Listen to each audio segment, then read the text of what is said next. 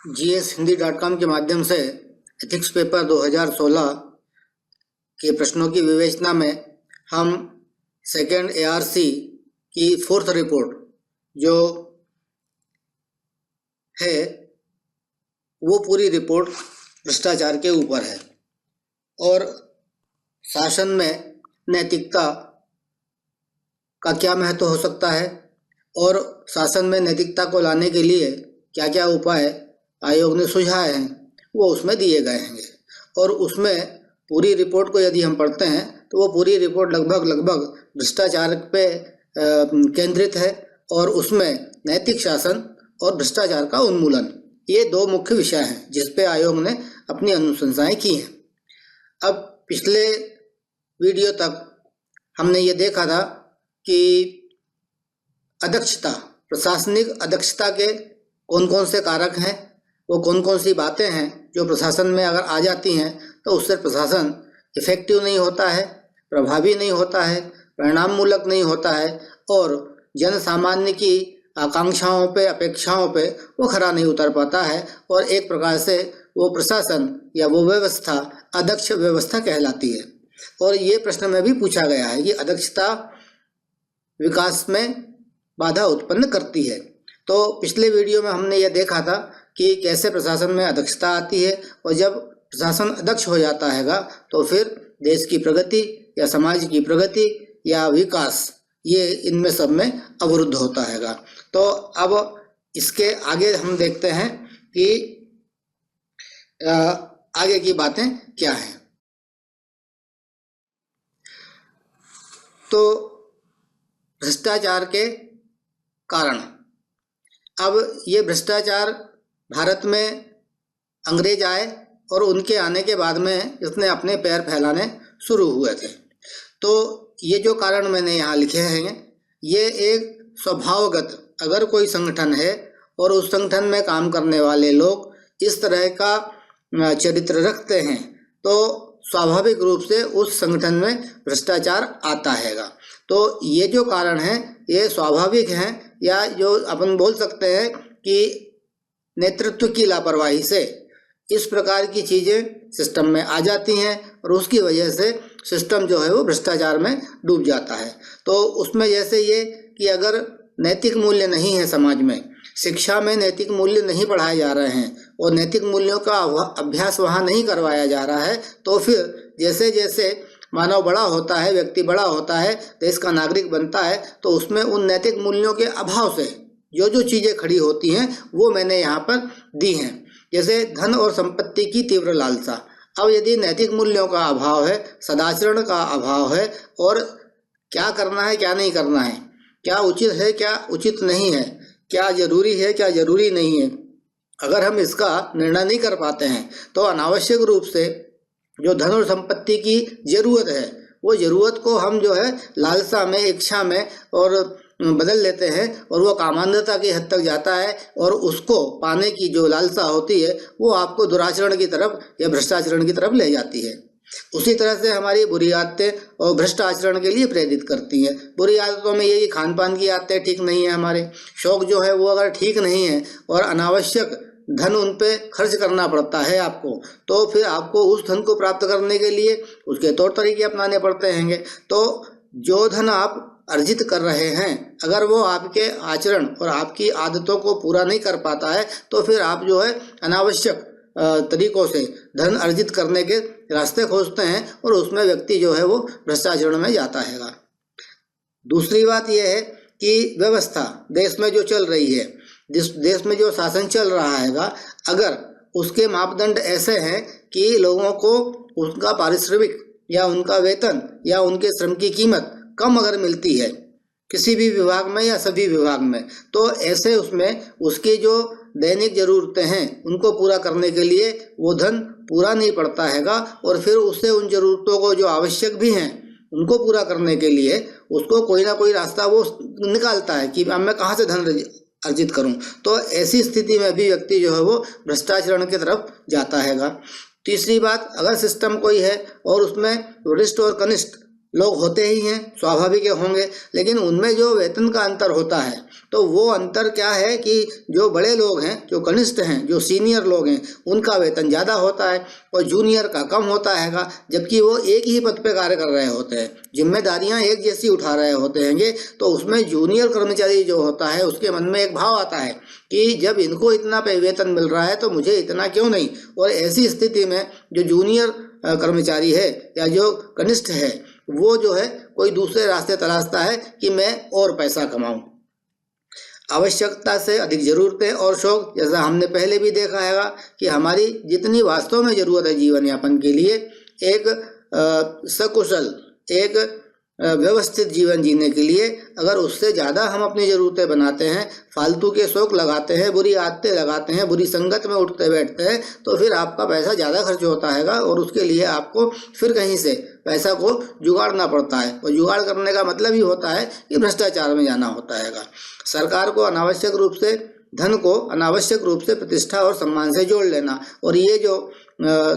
भ्रष्टाचार से धन अर्जित करने वाले लोग जब समाज में घूमते हैं, चलते फिरते हैं, तो उनकी शान शौकत, उनके रीति रिवाज, उनके उत्सव पर्व जब मनते हैं और उसमें वो जो पैसा खर्च करते हैंगे और जो दिखावा करते हैंगे, तो उससे एक प्रकार से सारे लोगों को ऐसा लगता है कि यही काम सही है और ये जो कर रहे हैं ये ठीक कर रहे हैं और इनकी ज़िंदगी आसान है। या तो उसकी देखा देखी जो है, उसकी देखा देखी लोग बाग भी वैसा आचरण करने के लिए जो है प्रेरित होते हैं। और ये देखा देखी में कि अगर साहब पैसे ले रहे हैं तो चपरासी सोचता है कि मैंने क्या गुनाह किया है, तो चपरासी भी पैसा लेता है। चपरासी पैसा लेने लगा तो बाबू बोलेगा कि भाई मैं यहाँ क्यों बैठा हूँ, तो वो भी पैसे लेने लगेगा। ये देखा देखी कि एक ने शुरू किया और बड़े ने शुरू किया तो उसके नीचे की पूरी चेन जो है वो बैठ जाती है कि अब हमें कुछ मिलेगा तो हम काम करेंगे। और जब सब ऐसा चलता रहता है तो उसमें फिर आदमी ये सोचता है कि यार ये इतने लोगों से कौन निपटे, अगर कोई बीच में मिल जाए एक आदमी ऐसा जिसको पैसा दो इकट्ठा तो काम हो जाए तो बड़ी आसानी है। तो ये बिचौलिए आ जाते हैं बीच में। तो ये देखा देखी और आसानी तलाशने के हिसाब में कि आसान हो जाए मामला, और ये सब के सब जो है भ्रष्टाचार में चले जाते हैं। सामाजिक, मानवीय और नैतिक मूल्यों का अभाव, जैसा कि मैंने पहले भी कहा कि अगर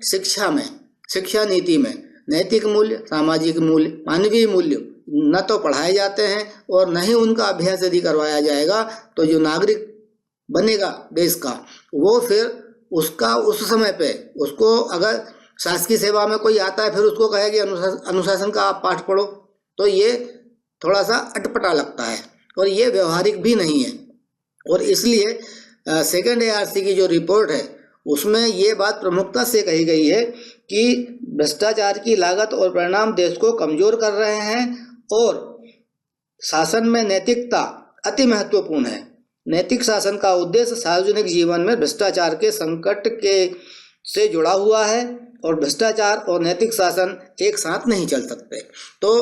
एक तरफ हम नैतिकता की ओर जाने की बात करते हैं, शासन में नैतिकता आए, लेकिन दूसरी तरफ ये भ्रष्टाचार जो है वो नैतिकता की तरफ जाने से रोकता हैगा। तो इसका जो हल है वो क्या होगा, ये आयोग ने ढूंढने की उसमें कोशिश की है। तो ये भ्रष्टाचार के वो कारण हैं जो कोई भी, किसी भी देश का तंत्र, किसी भी देश का समाज अगर नैतिक मूल्यों के अभाव में चलता है,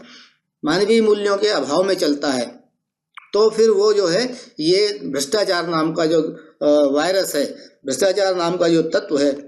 वो वहाँ पे आता है और पूरा देश उसकी लागत और उसके परिणाम दोनों से वो देश तबाह होता है। अब भारत में भ्रष्टाचार के क्या कारण, तो पहले के वीडियोस में मैंने आपको बताया था कि अंग्रेज जब यहाँ आए थे और उसके बाद से फिर ये सिलसिला चालू हुआ और वही तंत्र, वही व्यवस्था और वही ढर्रा आज़ादी के बाद में हमें विरासत में मिला, वो संपत्ति के रूप में मिला हमें। मतलब ये अंग्रेज जो हमें दे करके गए, जो तंत्र दे के गए, जो तंत्र की कार्य पद्धति दे के गए, जो तौर तरीके दे के गए, वो अंग्रेजों के तौर तरीके थे, क्योंकि उन्हें देश को लूटना होता था कि जनता के पास का पैसा सरकार के पास में आए, सरकार अंग्रेजों की थी और वो उस पैसे को जो है विदेश भेजते थे या इंग्लैंड भेजा करते थे। अब वही तंत्र था, वही नीतियाँ, वही नियम कायदे कानून, तो ये सिलसिला खत्म नहीं हुआ, बल्कि ये विरासत में मिला हमें। हमारे तंत्र में जो लोग थे वो इसको विरासत में लेकर के बैठे और उसका जो परिणाम निकला कि उपनिवेशवाद से मिले प्रशासनिक तंत्र द्वारा संपत्ति एवं अधिकारों के प्रयोग की खुली छूट और प्रवृत्ति। तो ये एक उस तंत्र की प्रवृत्ति बनी हुई थी कि जनता से लूट की जाए, जनता से की जो संपत्ति है, उनके पास में जो धन दौलत है, उसको किसी भी तरह से ला करके और ऊपर तक पहुंचाया जाए। दूसरी बात कि सत्ता की पूजा से नैतिकता से बच निकलना। अब यहाँ पे क्या है कि चूंकि पहले अंग्रेजों का शासन था और उसमें पूरी ब्यूरोक्रेसी जो थी वो अंग्रेजों की ही तरफ ओरिएंटेड थी, उसका जो रुख हुआ करता था वो देश की जनता की तरफ नहीं हुआ करता था। उस ब्यूरोक्रेसी का जो पूरा का पूरा फोकस होता था वो अंग्रेज अफसर जो हुआ करते थे और वो जो बोलते थे और वो जो करने को कहते थे वो वही करते थे। तो वो जो सत्ता में है, जिसके पास पावर है, वो सर्वपूज्य है और उसके चक्कर में वो उनको छूट होती थी कि वो नैतिकता को ताक में रख करके या कुछ भी करें, उन्हें जनता का जो धन है उसको एन के एन प्रकार निकाल के लाना है और सत्ता तक पहुंचाना हैगा। तो वो जो विरासत मिली हमें कि सत्ता की पूजा करने की या पावर की पूजा करने की आदत ब्यूरोक्रेसी की, वो हमें विरासत में मिली और उसकी वजह से ये सिलसिला तब भी चलता रहा। उसी तरह से हमारे यहाँ सत्ता में बहुत सारी विषमताएं हैं और इन विषमताओं के वजह से भी क्या होता है कि नैतिक व्यवहार जो है उसका आचरण करने का दबाव किसी पे होता नहीं है, क्योंकि सत्ता की विषमताओं में बहुत सारे सत्ता के केंद्र होते हैंगे। उन केंद्रों में काम करने वाले लोग या वो सत्ताधारी लोग, उनके आचरण एक दूसरे से मेल नहीं खाते हैं कई बार। और ऐसी विषमता की स्थिति में जब सत्ता के केंद्र अलग अलग हों और उनका चरित्र अलग अलग हो, उनकी शैली अलग अलग हो, तो ब्यूरोक्रेसी को या जो सरकारी कर्मचारी होते हैंगे उनके ऊपर कोई दबाव नहीं बनता है कि वो नैतिकता को अपने साथ रखें और नैतिक रूप से ठीक रह करके अपना काम करें। और वहाँ से जो रास्ता निकलता हैगा तो फिर वो उनको भ्रष्टाचार की तरफ ले जाता हैगा। फिर जो तंत्र मिला हमें उसमें वही कायदे कानून थे जो अंग्रेजों ने दिए थे, तो उसमें अंग्रेजों ने सारे अधिकार, सारी चीज़ें अपने पास रखी थी। हर प्रकार का अंकुश, हर प्रकार का नियंत्रण और सब चीज़ों के एकाधिकार सत्ता के पास में थे। और वही स्थिति आज़ादी के बाद में भी चली और उस स्थिति में हमारी अर्थव्यवस्था जो थी वो लगभग पंगु हो गई थी। मैंने आपको बताया था कि हमारा 23% का एक्सपोर्ट 4% से नीचे आ गया था जब अंग्रेज जा रहे थे उस समय। मतलब हमारी अर्थव्यवस्था पूरी तरह से चरमराई हुई थी, अभावग्रस्त थी। और ऐसी स्थिति में जबकि अर्थव्यवस्था में आपके पैसा नहीं है, आप गरीबी की तरफ जा रहे हैंगे, तो फिर वहाँ हर व्यक्ति यही चाहता है कि एन के एन प्रकार मुझे कहीं से कोई धन मिल जाए। और उसका फिर ये रास्ता होता है कि भाई भ्रष्टाचार, मतलब अनैतिक कार्यों से धन कमाना। तो ये जो हमें विरासत में चीज़ें मिली प्रशासन में, ये मुख्य वजह रही है भारत के प्रशासन में, भारत की राजनीति में और भारतीय समाज में ये भ्रष्टाचार को फैलाने में, पसारने में और चप्पे चप्पे तक ले जाने में। तो इससे बेलगाम जो भ्रष्टाचार बढ़ा उसकी कोई लिमिट नहीं थी। फिर सत्ता की विषमता की स्थिति में लाभोन्मुखी कार्यक्रमों ने लोक सेवकों, संरक्षक और स्वामी बना दिया। इससे भ्रष्टाचार आसान हुआ। अब हुआ ऐसा कि सत्ता की जब विषमता रही और जब कभी भी कोई विकास की योजना आई या जनता के भले के लिए योजना आई, तो उसमें क्योंकि एकाधिकार थे उनके पास में, पूरे नियंत्रण थे, तो इसलिए वो अपने आप को ही उन चीज़ों का मालिक समझने लगे और जो पैसा या जो चीज़ें जनता के काम में आनी थी उसमें से उन्होंने रास्ते निकाल करके और जो है अपने अपने स्वार्थ सिद्ध करना शुरू कर दिया। तो जैसे हमने देखा है कि बड़े लंबे समय से हमारे देश में सब्सिडी का चक्कर चलता रहा है और सब्सिडी के नाम पे कितना पैसा इस देश की सरकार ने खजाने से निकाला और वो तंत्र में खप गया। और राजीव गांधी को यह कहना पड़ा था कि हम 1 रुपया यहाँ से भेजते हैं तो 15 पैसा आदमी को मिलता है, 85 पैसा बीच में गोल हो जाता है। ये एक ट्रुथ है जो संसद में हमारे प्रधानमंत्री ने कबूल किया कि हम 1 रुपया भेजते हैं, 15 पैसा जनता तक जाता है, 85 पैसा बीच में चला जाता है। तो वो यही होता था कि जितने भी जनता के काम होते थे पैसा राजकोष से निकलता था, लेकिन वो अपनी दिशा बदल के और वो कहीं और चला जाता था, और उसका जो बचा खुचा अंश होता था वो आम आदमी के पास में जाता था। तो ये एक भ्रष्टाचार का सबसे बड़ा कारण था कि एकाधिकार और नियंत्रण जो सरकार के पास ही हुआ करते थे, और उसने भारत में इस भ्रष्टाचार को पनपने में, फूलने फलने में पूरी मदद की। अब जो प्रश्न पूछा गया था हम उसका उत्तर देखते हैं। ये कि भ्रष्टाचार मानव स्वभाव में पाया जाता है, विपरीत आचरण एवं मूल्यों से सार्वजनिक हित की कीमत पर अपना स्वार्थ सिद्ध करना। तो ये परिभाषा जैसे इस विवेचना के पहले मैंने आपको बताई थी, वही परिभाषा लिखनी है प्रश्न के उत्तर में। जितना कम से कम शब्दों में लिख सकें उतने कम से कम शब्दों में। फिर कौटिल्य के विचार हमने पहले भी देखे थे, उन्हीं विचारों को लिखना है। पहले एक विचार लिखा हमने शहद के शहद वाला, उसी तरह से फिर मछली वाला, ये 2 हमने उदाहरण कौटिल्य के विचार लिखे, और उनसे जो चीज़ निकल के आई हमने फिर उसको लिखा कि राजकोष के इस प्रकार उपयोग होने से राष्ट्रीय समस्याएं, राजनीतिक, सामाजिक, प्रशासनिक असमंजसता, अस्थिरता, आर्थिक व्यवस्था में अफरा तफरी, गरीबी, अशिक्षा, बेरोजगारी, मूलभूत सुविधाओं का अभाव, काले धन के बुरे परिणाम, आतंकवाद, उत्पादकता में कमी, महंगाई, सार्वजनिक कार्यों में देरी आदि में बढ़ोतरी होती है। तो ये कौटिल्य ने जो बातें कही, उन बातों के परिणाम में कि अगर सिविल सेवकों का व्यवहार या कर्मचारियों का व्यवहार इस तरह से होता है तो फिर देश में इस प्रकार की समस्याएं खड़ी होती हैं। और फिर कौटिल्य के ही अनुसार कि अगर इस प्रकार की समस्याएं खड़ी होती हैं तो प्रशासन में उच्च अधिकारियों में ज़्यादा घुलना मिलना गुटबाजी को जन्म देता है, जिससे राष्ट्र के हित प्रभावित होते हैं, और उच्च अधिकारियों के ऐसे समूह व्यक्तिगत लाभ के लिए प्रशासन का उपयोग करने लगते हैं, जो कि कानूनन अवैध होता है। कानूनन जो चीज़ अवैध है मतलब उसमें कोई क्षमता नहीं है, कोई दक्षता नहीं है, उसमें कुछ नहीं है। तो ये जो कारण है, ये इससे अदक्षता आती है प्रशासन में। तो जो प्रश्न में पूछी गई बातें थी वो बातें हमने यहाँ कवर की हैं। पहले भी अपन ने देखा है कि प्रशासन में अदक्षता कैसे आती है कि, और भ्रष्टाचार से क्या क्या होता है। इस तरह के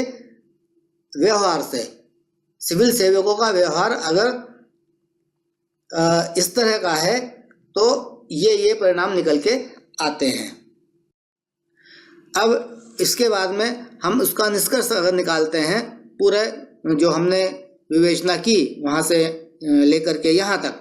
तो कौटिल्य ने एक बात फिर कही थी अनुशासन वाली, जो हमने वहाँ घोड़े का उदाहरण दिया था कि भारी दंड या जुर्माना लगाकर प्रशासकों को भ्रष्टाचार के प्रति हतोत्साहित किया जाना चाहिए, और भ्रष्टाचार करने वाले व्यक्ति के साथ काम करने वाले सभी को इसमें भागीदार माना जाए। ये एक बात जो थी कि अगर ग्रुप में एक व्यक्ति इस तरह का काम करता है और वो यदि पकड़ में आ जाए तो उसके साथ में जितने लोग और काम कर रहे हैं, क्योंकि उनको पता था कि ये व्यक्ति गलत काम कर रहा है और उसने उनको रोका नहीं, तो करने वाले के साथ साथ उसको सह देने वाले या संरक्षण देने वाले या उसको देख करके जो चुप रहता है वो भी अपराध में शामिल माना जाए। ये बात चाणक्य ने कही। फिर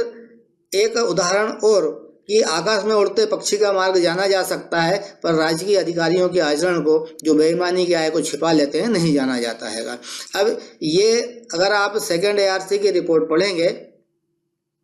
तो उस रिपोर्ट में जो शुरू का भाग है जिसमें प्राकथन है, परिचय है, उस भाग को यदि आप पढ़ेंगे तो वहाँ से आपको एक ये भ्रष्टाचार की जो समस्या है ये कैसे हुई, कैसे बनी, इससे क्या क्या हो रहा है, ये उसमें बड़े छिपे हुए रूप में लिखा है।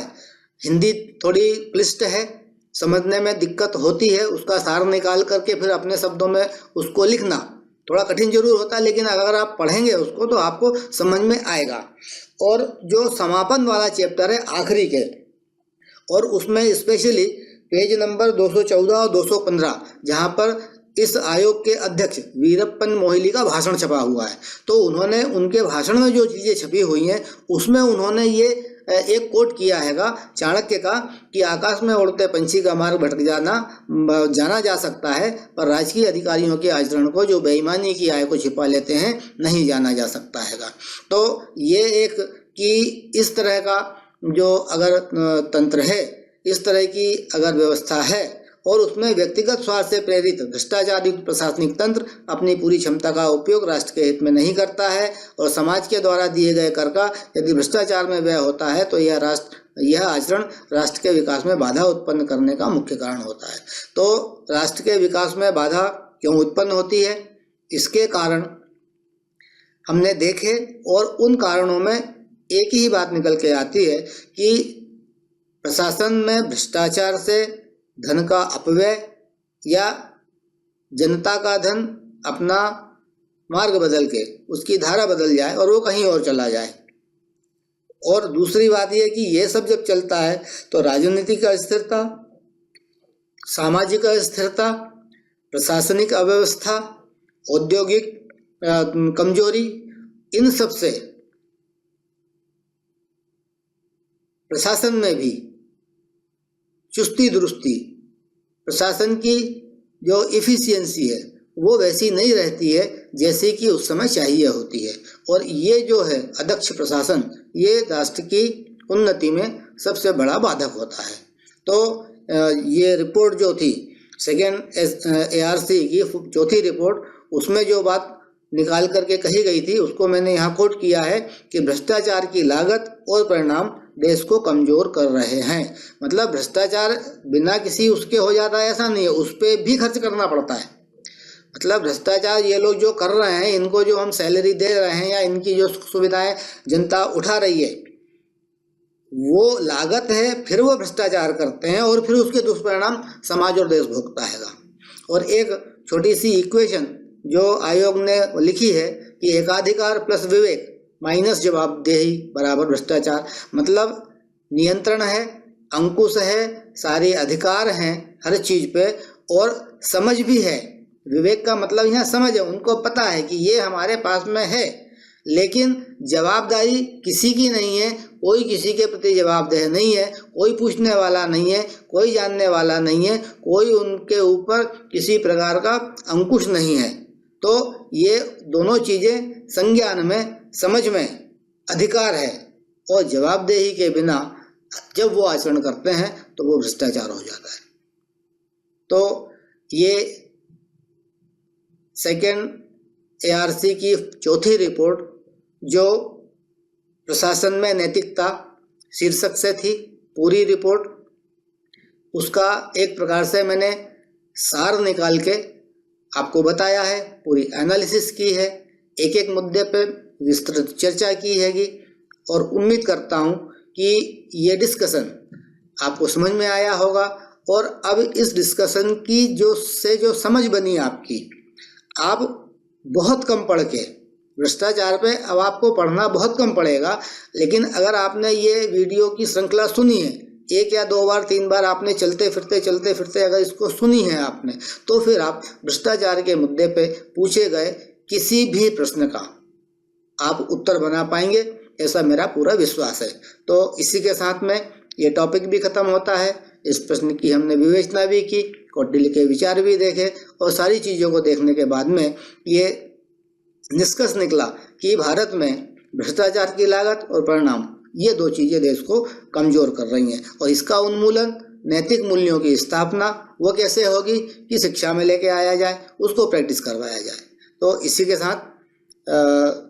उम्मीद करता हूँ कि आपको वीडियो पसंद आया होगा। प्लीज़ इस वीडियो को लाइक कीजिए और सब्सक्राइब कीजिए हमारे चैनल हिंदी.com को। आप सभी को नमस्कार।